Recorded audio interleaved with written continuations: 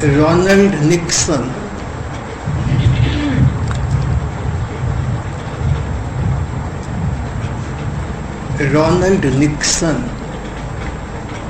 विलायत में, इंग्लैंड में एयरफोर्स में बड़े अधिकारी थे। पहले विश्व युद्ध के दौरान दुर्घटना घटी। रोनाल्ड निक्सन और उनके साथी उसके ग्रास बने। देखते देखते सभी साथी वीर गति को प्राप्त कर गए। रोनाल्ड निक्सन संज्ञा शून्य तो हो गए, बेहोश तो हो गए, लेकिन जब संज्ञा को प्राप्त हुए तो उनके मन का स्वर आया कि अब तुझे भगवान ने इसलिए बचाया कि ये शेष जीवन तू उन भगवान में लगा दी। और भगवत प्राप्ति के पथ पर वो सक्रियता के साथ उन्मुख हो गए। हमारे जीवन में ऐसी घटनाएं कई बार घट जाती हैं। आसपास के क्षेत्र में आप लोग भी ऐसा कहीं देखते होंगे कि एक व्यक्ति के विषय में लगा कि ये चल बसा है और पूरी तैयारी कर ली उसकी विदा की, लेकिन वो ठीक हो गया।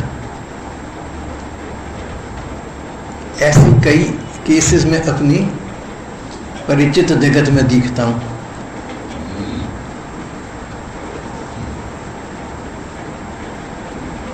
बिल्कुल ठीक हो गए, 90-95 वर्ष की उम्र में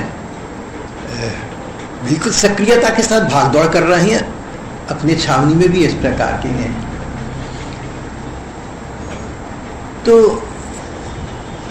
ऐसी घटनाएं कभी कभी कहीं कहीं घट जाती हैं, जहां एक व्यक्ति, वो छोटी उम्र का हो या बड़ी उम्र का हो, चल बसने को था, लेकिन न जाने क्या चमत्कार हुआ कि न केवल बच गया, प्रत्युत सक्रिय हो गया।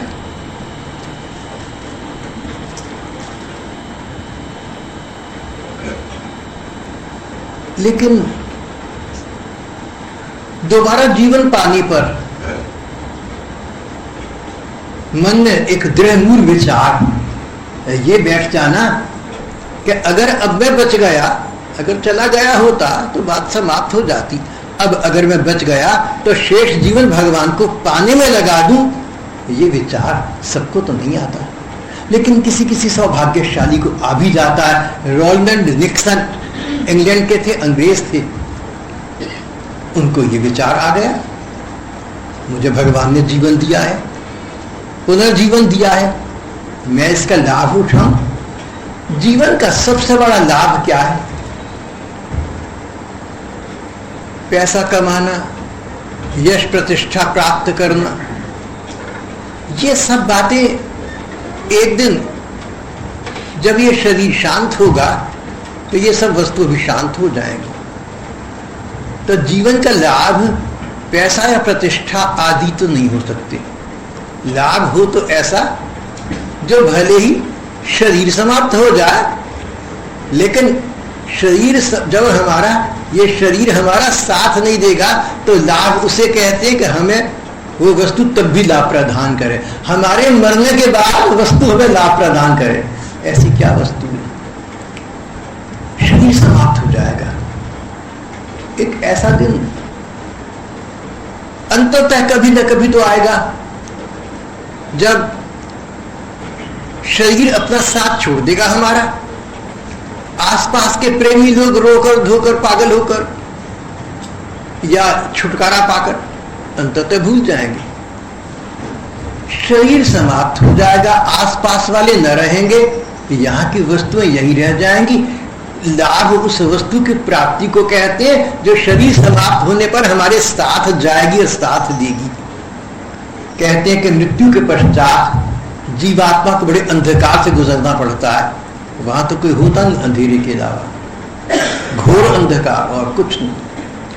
तो ऐसा कोई प्रकाश पुंज जो उस समय काम आए, उस समय हमें सुखी रख सके, उसको जीवन का लाभ कहेंगे हम। जीवन का ये लाभ है केवल मात्र भगवान की कृपा प्राप्त कर दी, भगवान को पाना, भगवान की कृपा पाना, भगवान की प्रसन्नता प्राप्त करना, हो सके तो भगवान का संग सुख प्राप्त करना, हो सके तो उन भगवान की सेवा का सुख प्राप्त करना।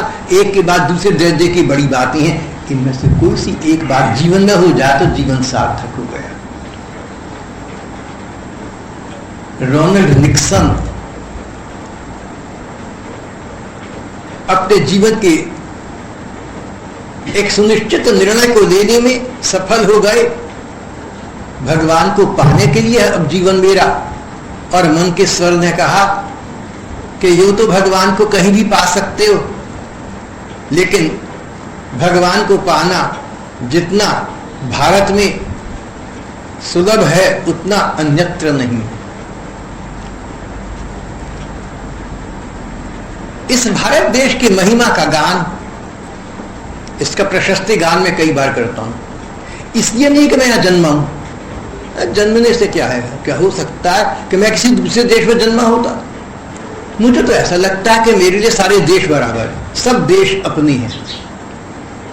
लड़ाई के दौरान जिन देशों को सरकार शत्रु कहती है, मुझे वो भी मित्र, वो भी अपनी लगती हैं। मुझे तो सारा संसार अपना लगता है, सारे परिवार अपनी लगती हैं।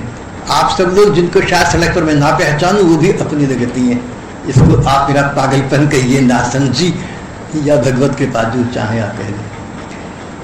तो भारत का प्रशस्ति गान हम इसलिए करते हैं कि भारत भूमि अध्यात्म ज्ञान प्राप्त करने के लिए एक उर्वर भूमि है।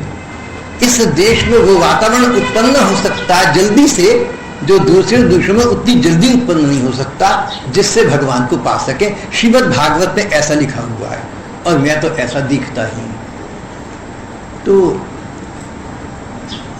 भारत देश जाकर भगवान को पाना सुलभ हो जाएगा, वो साधना भूमि है। अब देखो, आप एक बात कई भाई बहन सोचते होंगे कि अपने देश की प्रशंसा से क्या होता है। कई सोचते होंगे कि चलो भारत देश महान है, लेकिन हमारे लोग क्या कर रहे हैं, उसका लाभ नहीं उठा रहे, तो क्या लाभ है, ऐसा कुछ। ये सोचना एक प्रकार से उचित भी है, लेकिन ये सोचना इस प्रकार की शैली है जैसे हम कहें कि गंगा जी का क्या लाभ, जब आसपास रहने वाले भी गंगा जी में स्नान का नियम नहीं लेते, और यहां तक कि पुण्य कमाने के लिए दूसरे तीर्थों में भागी फिरती हैं। श्रीमद् भागवत आदि ग्रंथों में एक उक्ति आती है, एक बात आती है, कहते हैं जिस प्रकार नासमझ है वो लोग जो गंगा जी के किनारे गंगा जी को छोड़कर दूसरे तीर्थों में पुण्य कमाने जाती हूँ। अरे गंगा जी तुम्हारे पास है। यहाँ पर बात ये चल रही है कि अगर गंगा जी के किनारे रहते हम गंगा जी में स्नान नहीं करते, श्रद्धा नहीं रखते, तो इसमें कमी हमारी है, गंगा जी की नहीं। इसी प्रकार ये भारत भूमि अध्यात्म और प्रेम के लिए, भगवत प्रेम के लिए उर्वर भूमि है। इसका लाभ हम न उठाएं, विदेशी उठाकर ले जाएं। इसमें अध्यात्म की देश की, इसमें भारत की कमी नहीं है, अपनी कमी हमारी है। हम अपनी भूमि का लाभ नहीं उठा रहे, उठाना चाहिए। जो लोग उठा रहे हैं सौभाग्यशाली हैं, चाहे वो विदेशी क्यों ना हो। रोनाल्ड निक्सन ने निश्चय तुरंत कर लिया। अब रोनाल्ड निक्सन बहुत पढ़े लिखे थे, कैम्ब्रिज विश्वविद्यालय में अध्ययन कर रहे थे धर्म ग्रंथों का, और प्रतीक्षा में थे कि कभी भारत जाने के मेरे आसार बन जाएं। जब आप भगवान को पाने के लिए कोई उद्यम करते हैं या करना चाहते हैं, तो भगवान आपका पथ स्वयं प्रशस्त कर देते हैं। मान लीजिए कि मैं आपको चाहता हूं, मुझे मार्ग पता नहीं है, और आप अंतर्यामी नहीं है, आपको क्या पता कि मैं आपको चाहता हूं, और आपको पता हो लेकिन आपके मन में मेरी चाहत न हो, तो कौन कह सकता है? भगवान पर तो दोनों बातें लागू नहीं होती। अगर हम भगवान को चाहें तो भगवान तो हमें चाहते ही हैं। हम सब भगवान के बनाए हुए हैं, उन्हीं के भेजे हैं संसार में। कौन माता पिता जो बच्चों को नहीं प्यार करते? कोई बीच में बाधा आ जाए अलग है। तो त्वमेव माता च पिता त्वमेव सर्वम मम देव देव। हे ठाकुर, मेरे तुम सब कुछ, तुम्हारे साथ मेरे सब नाती हैं, सब संबंध हैं। इस प्रकार के ठाकुर, हम उनकी ओर बढ़ना चाहें तो वो चाहते हैं कि नहीं, ये बात लागू नहीं होती। वो तो चाहते ही है। और दूसरी बात, केवल चाहना पर्याप्त नहीं होता, दूसरा हमें चाहता है लेकिन हमारे तक पहुंचने की या हम उस तक पहुंच सके इसकी सामर्थ्य शक्ति न हो, तो कोई क्या कर सकता है? ये बात भगवान के पथ पर लागू नहीं होती। अगर हम भगवान को चाहते हैं तो भगवान समर्थ है, वो ऐसा पथ हमें बतला सकते हैं जिस पर चलकर हम उनको प्राप्त हो जाएं। रोनाल्ड डिक्सन चाहते थे कि ये न के न प्रकारेण, जैसे भी हो सके अब वो श्री भगवान के हो जाएं। कैसे होगा ये?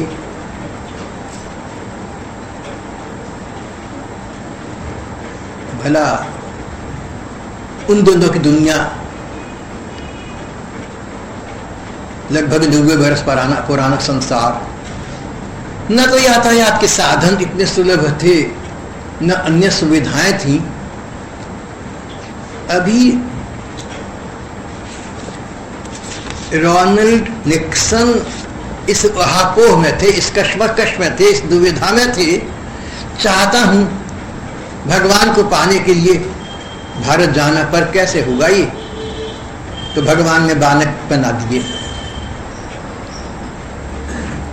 लखनऊ विश्वविद्यालय के उपकुलपति थे डॉक्टर चक्रवर्ती। तो वो विलायत गए, वहां कैम्ब्रिज विश्वविद्यालय में पहुंचे सरकारी काम से, और उनकी भेंट हुई रोनाल्ड निक्सन से। दोनों मिल गए आपस में। हमारे उपकुलपति एक ऐसा अंग्रेज चाहते थे जो भारत में आकर भारतीयता का ज्ञान तो रखता हो लेकिन शिक्षण अंग्रेजी भाषा का प्रदान करे। निक्सन ऐसे ही थे। निक्सन चाहते थे जैसे तैसे हो सके भारत पहुंचूं, उनको अवसर मिल गया। दो बानक बनी। रोनाल्ड निक्सन हमारे उपकुलपति के साथ काशी बनारस उतरे। उन्हें बनारस विश्वविद्यालय में स्थान मिल गया, प्राध्यापक नियुक्त हो गए। वहाँ के प्राध्यापक वर्ग, वहाँ के विद्यार्थी और जल्दी ही उस स्थान के नागरिक इनकी प्रतिभा, इनका व्यक्तित्व, इनके तन मन का सौंदर्य सब इनसे बड़े प्रभावित हुए। जब तक दूसरा घर, जब तक ठहरने के लिए दूसरा स्थान न मिले, तब तक के लिए उपकुलपति डॉक्टर चक्रवर्ती ने प्रोफेसर रोनाल्ड निक्सन को अपने घर स्थान दे दिया। डॉक्टर चक्रवर्ती की पत्नी श्रीमती चक्रवर्ती, मणिका चक्रवर्ती, सुशिक्षित और अत्याधुनिक महिला थी।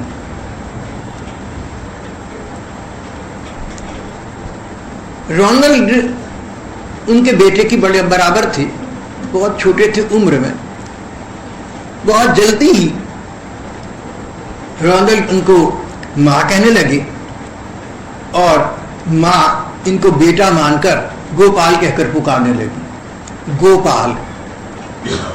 श्री कृष्ण आज से 5,500 बरस पहले वृंदावन में थे। 11.5 बरस वृंदावन रहे। जब 3 वर्ष के थे तो उन्होंने बछड़े चरानी शुरू कर दी, फिर गाय भी चराने लगे। उन्होंने गौओं का पालन बहुत अच्छी प्रकार से, प्यार से किया। गौओं का पालन किया तो गोपाल के नाम से प्रसिद्ध हो गए।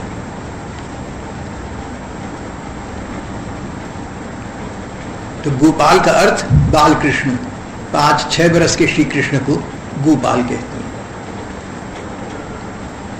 बस ये गोपाल तो हमारे गोपाल होने का, कहलाने का सौभाग्य इन्हें 11.5 वर्ष की उम्र तक ही मिला, जब तक वृंदावन रहे। एक बार वृंदावन छोड़कर गए तो क्या हो गया, समाप्त हो गया, कोई गोपाल नहीं रहे। फिर तो योद्धा हो गए, कहीं कंस का वध कर रहे हैं, कहीं राजाओं से युद्ध कर रहे हैं, द्वारिका पहुंचे। ये सारे कार्य किए उन्होंने जो आप लोगों को पता है। गोपाल न रहे,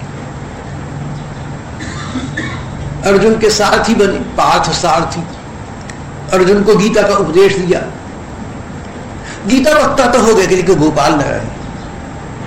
गोपाल रहने का सुख तो उन्हें वृंदावन ही मिला 11.5 वर्ष तक, उसके बाद नहीं मिला।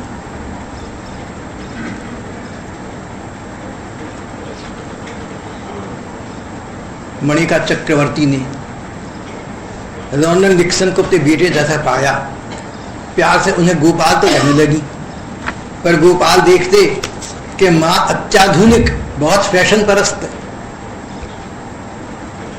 इनके यहां बड़ी बड़ी गोष्ठियां हुआ करती, बैठकें जमती, सम्मेलन होते, प्रकार प्रकार के महामहिम और गण्यमान्य नागरिक वहां उपस्थित होते, खाना पीना हंसना बोलना सब कुछ होता। और मणिका चक्रवर्ती एक मेज से दूसरी मेज पर भागी जाती, कभी किसी से परिहास करती, किसी से विनोद करती, लिपस्टिक और पाउडर लगाए हुए, सिगरेट का धुआं मुंह से निकालते हुए, हंसी मजाक ठहाका मारते हुए, कभी कभी अनजान आदमी को ऐसा लगता है शायद विदेश से आई। एक ऐसा ही दिन की घटना है। शाम का समय हो चला था, दोनों समय मिल रही थी, प्रकाश अंधकार में बदल रहा था। चक्रवर्ती दंपति की यहां बड़ी भारी सभा लगी हुई थी, उमंग उल्लास उत्साह, हंसी मजाक, चाय खाने।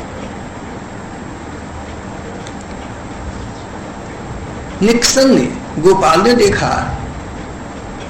कि जहां से तहां भागी फिरती मणिका अचानक उनका चेहरा कुछ बदल गया। वो सभागार से, हॉल से बाहर निकली, इनको संभ्रम हुआ, आश्चर्य हुआ, कुतूहल हुआ, क्या हो गया इनको, क्यों गई, देख तो सही, ये भी पीछे भागे। तब तक मां अपने एक कमरे में प्रविष्ट हो चुकी थी, अंदर से कमरा उन्होंने बंद कर दिया था। उनका गोपाल रोनाल्ड पीछे रहने वाला नहीं था, किसी झरोखे से देखने लगा कि ये क्या करने गई है। अंदर का दृश्य अद्भुत विचित्र था। श्री कृष्ण का एक चित्र रखा हुआ था। मणिका उसके चित्र के सामने जाकर मानो गिर पड़ी। कुछ क्षण उन्होंने श्री कृष्ण को निहारा, देखा उनके नयनों से अश्रुधारा प्रवाहित हुई। उन्होंने अपना माथा सामने की चौकी पर टिका दिया, फिर मुंह ऊपर उठाया, फूट कर रोई और अस्फुट स्वर में, ऐसे शब्दों में जो सुन नहीं पाई, न जाने अपने प्रियतम श्री कृष्ण से क्या क्या कहती रही। कुछ पता न चल सका, क्या वो उन कृष्ण से सदगति के लिए, दूसरे लोक में गति के लिए प्रार्थना कर रही थी, ऐसा तो नहीं लग रहा। तो क्या वो उनसे उनकी प्रीति की भीख मांग रही हैं? शायद ऐसा हो, या वो उनका संग को चाहती हैं, इसलिए कातर हो रही हैं, कातर, अभावग्रस्त, जीवन में कोई कहीं कमी है, किसी की अनुपस्थिति खल रही है। मणिका को देखकर ऐसा लगता था कि इनके जीवन में कोई अभाव है, जिसकी पूर्ति के लिए ये कृष्ण कन्हैया को पुकार रही हैं, उनके सामने रो रही हैं। क्या ये उनकी सेवा चाहती हैं? क्या ये उनका संग चाहती हैं? क्या है ऐसा, कैसा विनय होगा, ऐसा कौन सा वियोग हो गया जो इतना फूट फूट कर बंद कमरे में रो रही है। और फिर झरोके से झांकते रोनन ने दृष्टि परिवर्तन होते देखा। माँ अचानक उठी जैसे कोई बात ही ना हो और थोड़ा बहुत अपना मुंह ठीक किया, कमरे से बाहर फिसी उसी अंग्रेजी अमेरिकन अंदाज में सिगार मुंह में, और सबको देखते हुए बड़े आत्मविश्वास कमरे में प्रवेश किया। एक्सक्यूज आई बी लेट, अंग्रेजी में कुछ कहा, माफ कीजिएगा मुझे जाना पड़ गया। किसी ने नोटिस ना लिया और फिर वो उत्सव समारोह फिर अपनी उमंग में चलता रहा। वो उत्सव तो समाप्त हो गया, लेकिन आगे के उत्सव के दौरान रोनाल्ड निक्सन का मन उस उत्सव में न लगा। उनका अंतर मन बार बार अपनी मन की आंखों से देख रहा था कमरे के उस दृश्य को जहां श्री कृष्ण के चित्र के सामने मणिका माँ फूट फूट कर कातर रोई थी। क्या थी बात, क्या चाहती है माँ, क्या संबंध है इनका श्री कृष्ण से? क्या ये भक्ति भाव में सचमुच इतनी निरत है? तो फिर ये बनावटी अंग्रेजी अमेरिकन वेशभूषा कैसी, क्यों? और रात आरंभ होने से पहले शयन पूर्व एक स्थान पर मणिका देवी को अकेला देखकर निक्सन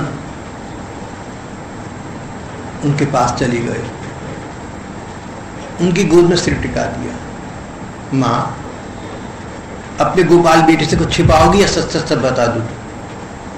सच सच बता दूं कि बेटे क्या बात है? उनको नहीं पता था कि मां को नहीं पता था कि बेटे ने बहुत कुछ देख लिया है। बोले पूछना मां, तुम मुझे सच सच बताओगी? तुझे शक है मेरे पर? अरे मां पर संदेह, कैसा बेटा है तू? मां, वो क्या था सब जो मैंने छिप कर देख लिया है? मां बताओ मुझे।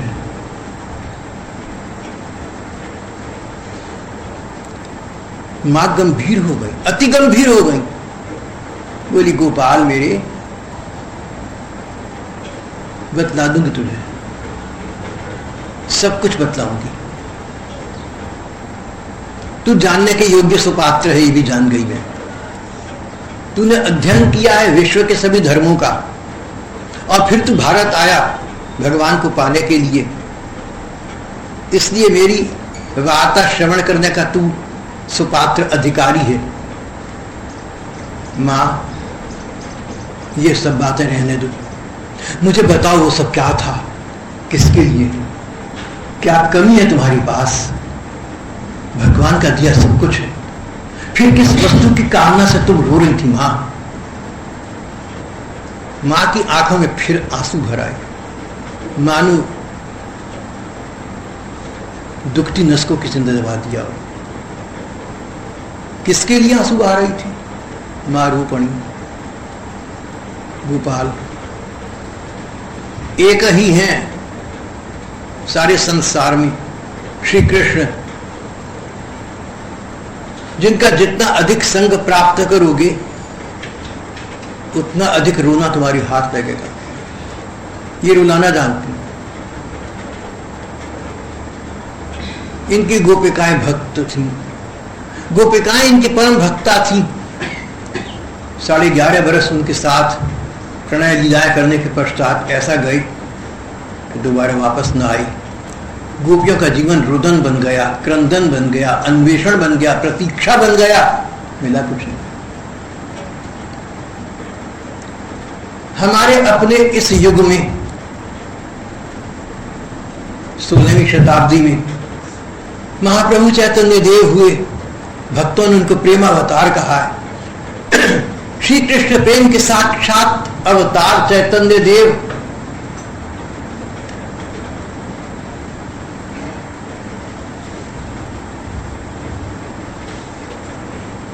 तीस वर्ष की उम्र में, 30 वर्ष की आयु आती आती श्री कृष्ण में अपने को पूरा खो चुके थे। संसार शरीर की होश न रही और फिर 36 वर्ष से लेकर 48 वर्ष की अंतिम आयु तक एकांत में सकांत होती रही, इन कृष्ण को पुकारती रही, रुदन क्रंदन करती रही। रात के समय लगता कि बाहर कृष्ण होंगी, अंधेरे में कुछ दिखता नहीं, तो दीवार से किवाड़ दरवाजा ढूंढने के उद्यम में कभी दीवार से कभी किवाड़ से मुंह रगड़ दिया, खून की धाराएं बह चली। जगन्नाथ जी के मंदिर में जाकर 18 बरस तक सुबह को रोज लगातार इतना रोटी रह के गाल गल गई, आंखें गल गई। गोपाल, इन कृष्ण के प्रेम में किसी को यही कुछ मिला है। ये रोदन ही वास्तविक जीवन है, ये क्रंदन, ये चीत्कार, हृदय में ये प्रतीक्षा, नैनों में ये अन्वेषण, यही जीवन है। जिसको तुम लोग जीवन समझते हो वो तो वक्त कटी है। और वक्त कटी भी कौन कहेगा? वक्त को तुम काट रहे हो, वक्त तुम्हें काट रहा है। लेकिन सच्चा जीवन यही है जो श्री कृष्ण के विरह व्यतीत प्रेमियों ने बिताया है। फिर मेरी क्या बिसात है, मैं भी रो रो कर उनके सामने अब तक कनु क्रंदन प्रस्तुत कर रही थी। एक क्षण लगा रोनल्ड को ये कहने में कि मां, इन्हीं कृष्ण के लिए मैं यहां आया हूं। आज पता चल गया, मेरा आना सार्थक हो गया। मुझे श्री कृष्ण प्रेम के पथ का पथिक बना दो मां, जैसा तुम कहोगे मैं करूंगा, जो कहोगे मूल्य चुकाऊंगा, अब तक जीवन दे दूंगा, एक एक श्वास श्री कृष्ण के नाम संबोधित कर दूंगा। मुझे कृष्ण से मिला दो मेरी मां।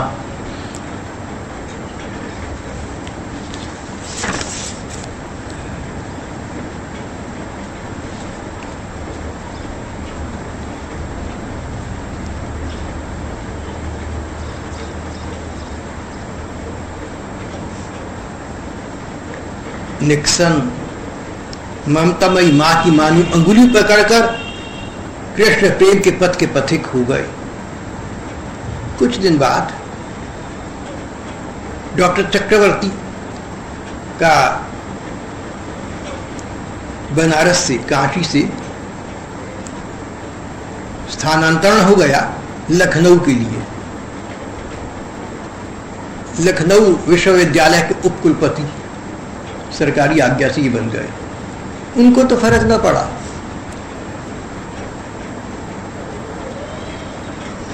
लखनऊ विश्वविद्यालय में स्थान प्राप्त करने के लिए बड़ी कलक के साथ आए थे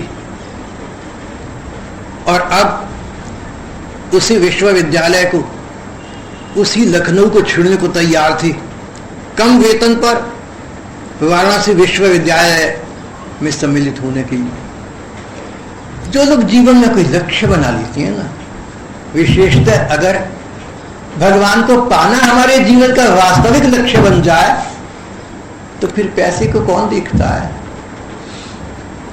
संसार में साधारण प्रेम का संबंध कहीं हो जाए, किसी व्यक्ति का किसी दूसरे से, किसी बालक का किसी बालिका से, जिसे प्रेम संबंध कहते हैं, उससे हो जाए, सब भूल भाल जाते हैं। पैसा, रुपया, पद, प्रतिष्ठा। सन 1948 आधी दुनिया के राजा किंग जॉर्ज एडवर्ड 8 बादशाह बने, आधे संसार के बादशाह। सरकार ने कहा कि नियम के अनुसार हमारे बादशाह किसी विदेशी और विधर्मी कन्या का वर्णन नहीं कर सकते। जिसको ये चाहते थे वो विदेशी भी थी और विधर्मी भी थी। इसका कोई विकल्प नहीं है, इसका कोई इलाज नहीं है। भाव ये था, आप उस कन्या का विचार छोड़ दें। बादशाह ने कागज पर लिखा कि मैं ये साम्राज्य त्याग करता हूं, एब्डिकेशन। सच उसी समय हस्ताक्षर करके पकड़ा दिया, ताज छोड़कर बाहर आ गए। बोले उस कन्या के सामने आधी दुनिया का राज्य क्या चीज है, छोड़ दिया सब। अगर ब्रिटिश एम्पायर के किंग जॉर्ज एडवर्ड 8 सन 1948 में वहां की बादशाही छोड़ सकते हैं एक कन्या के लिए, तो भगवान के लिए कोई संसार छोड़ दे, कौन से आश्चर्य की बात है। बात तो यह है मन में प्रेम हो, मन में अनुराग हो, मन में सच्चा लगाव हो। मन में अनुराग होने पर किसी के लिए सब कुछ छोड़ने को तत्पर हो जाते हैं। तख्त क्या चीज है और लाल जवाहर क्या है, इश्क वाले तो खुदाई भी लुटा देते हैं।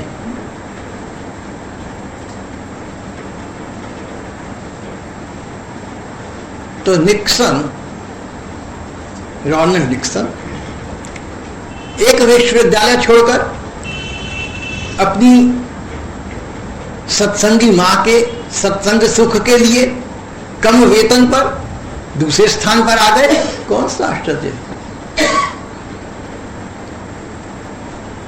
जब कोई व्यक्ति किसी दूसरे के लिए, जैसे जॉर्ज एडवर्ड 8 ने किसी विधर्मी कन्या के लिए सब कुछ छोड़ दिया, तो पता चल गया कि उनके मन में उस कन्या के प्रति सच्चा स्नेह था।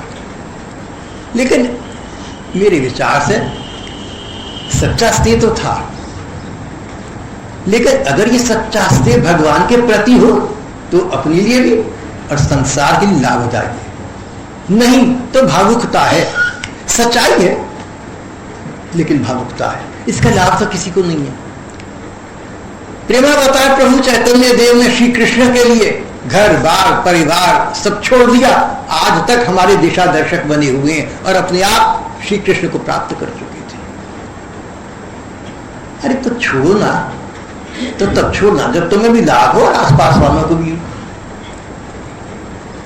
रामकृष्ण परमहंस देव ने सब कुछ छोड़ दिया, अपने आप भगवत प्राप्ति कर ही ली, आज तक हम लोगों को मार्ग दिखा रहे हैं।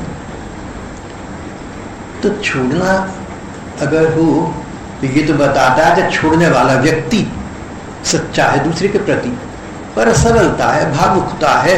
त्याग करना है ना तो श्री कृष्ण के लिए करना, भगवान के लिए करना। देखो अगर तुम्हारे पास 10 रुपया का नोट है ना, कोई चीज खरीदनी है तो सबसे बढ़िया चीज खरीदना, घटिया मत खरीद लेना। इसी प्रकार ये जीवन मिला है ना, अगर ये जीवन देकर, ये जीवन मूल्य देकर कुछ पाना है तो जो सर्वोत्तम वस्तु उसको पाना। सर्वोत्तम तो एकमात्र भगवान ही हो सकती है।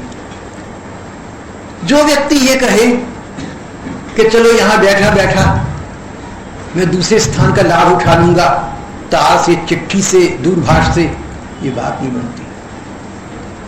हमारी महात्मा कहती हैं कि जो व्यक्ति भगवान को दूसरा स्थान देता है, सच ये है कि भगवान को स्थान कभी दिया ही नहीं। एक अंग्रेज संत ने ऐसी बात कही,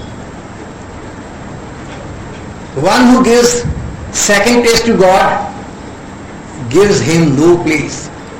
अगर आप अपनी प्रायोरिटीज की लिस्ट में भगवान को नंबर 2 रखते हैं तो समझ लीजिए कि भगवान आपकी लिस्ट में है ही नहीं, आप अपने को व्यर्थ ही भ्रम में रख रहे हैं। अपने को रख रहे हैं, दूसरों को रख रहे हैं, किसको रख रहे हैं कौन कह सकता। भगवान को तो भ्रम में कोई रख नहीं सकता। जहां हमने भगवान को नंबर 2 करा वो समझ गए कि नंबर 2 क्या, मैं हूं ही नहीं इसकी स्थिति में।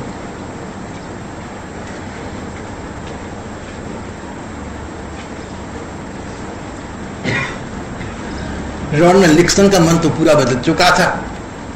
बोले, मां मैंने निश्चय कर लिया कि मैं परिवार प्रवेश नहीं करूंगा, संसार के बंधन में अपने को अधिक आबद्ध न करूंगा। अब तो एक बार की मन श्री कृष्ण में चला गया, सदा के लिए सब कुछ तुच्छ लगने लगा उनके प्रीति, उनके प्रेम के सामने। अब अपने को कृष्ण प्रेम की साधना में लगाने के लिए, परिपूर्ण रूप से लगाने के लिए, समाज के प्रति, परिवार के प्रति मेरा कोई कर्तव्य न रहकर एकमात्र श्री कृष्ण ही के प्रति हो जाए, मैं संन्यास ग्रहण करूंगा। मैंने ऐसा निश्चय कर लिया है। मणिका चक्रवर्ती, बहुत अच्छा, तुम इसके योग्य हो। सब लोगों को सब कुछ त्याग कर संन्यास नहीं लेना चाहिए। अपनी सामर्थ्य शक्ति, अपनी पात्रता, अपनी योग्यता के अनुसार होता है। कई लोग घर में रहकर सब प्राप्त कर लेते हैं। मणिका देवी ने कहा कि गोपाल, तूने सर्वस्व त्याग का आदर्श निर्णय कर दिया, भला मैं इसमें बाधा क्यों बनने लगी। निक्सन मुस्कुरा दिए, उनकी मुस्कुराहट पर कुछ रहस्य छिपा था। बोले माँ, मेरी बात का मतलब ये निकला कि मैं सब छोड़कर जाना हूं तुम लोगों को भी नहीं, नहीं, तुम्हारे मैं अधिक बंधन में रहने के लिए संन्यास लेना चाहता हूं माँ, मैं संन्यास की दीक्षा तुमसे ही लूंगा। मणिका चक्रवर्ती बोली मैं तो गृहस्थ हूं, मैं क्या दीक्षा दूंगी। बोले तुम गृहस्थ रहते हुए भी संन्यास्त हो, लेकिन लोक मर्यादा की दृष्टि से मणिका ने स्वयं संन्यास लिया वृंदावन आकर, और स्वयं संन्यास लेने के बाद रोनाल्ड निक्सन को भी संन्यास की दीक्षा दे दी। उनका नया नाम हो गया कृष्ण प्रेम। कृष्ण प्रेम उनका नया नाम हो गया। मणिका का नाम यशोदा हो गया, माँ यशोदा। अब यशोदा और कृष्ण प्रेम एक दूसरे को श्री कृष्ण प्रेम के सुख में सरागूर करने लगी।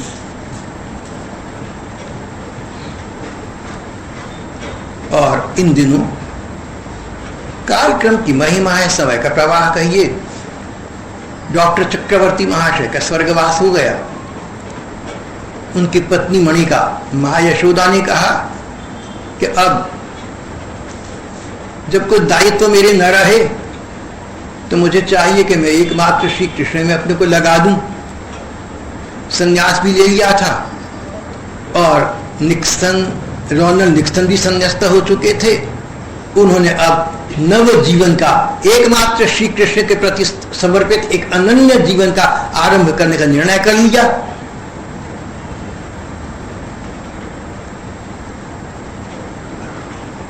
यशोदा मां धर्मपुत्र कृष्ण प्रेम और यशोदा मां की बेटी मति रानी आग्रह करके इनके साथ चल पड़ी। ये तीनों जने हिमालय की गोद में पहुंचे। अल्मोड़ा से 14 मील दूर मिर्तौला नाम के स्थान में योगेश्वर शिव स्थान के पास एक आश्रम और एक मंदिर का निर्माण किया। भूमि का नाम रखा उत्तर वृंदावन। उत्तर वृंदावन का दर्शन करके अब भी बहुत से लोग आते हैं। अभी कुछ लोगों ने मुझे बताया कि उत्तर वृंदावन की भी दर्शन करके आ रही थी। उत्तर वृंदावन पहुंचकर इनके जीवन लीला का शेष अर्धभाग हम भगवान ने चाहा तो अगली रविवार को करेंगे। श्री कृष्ण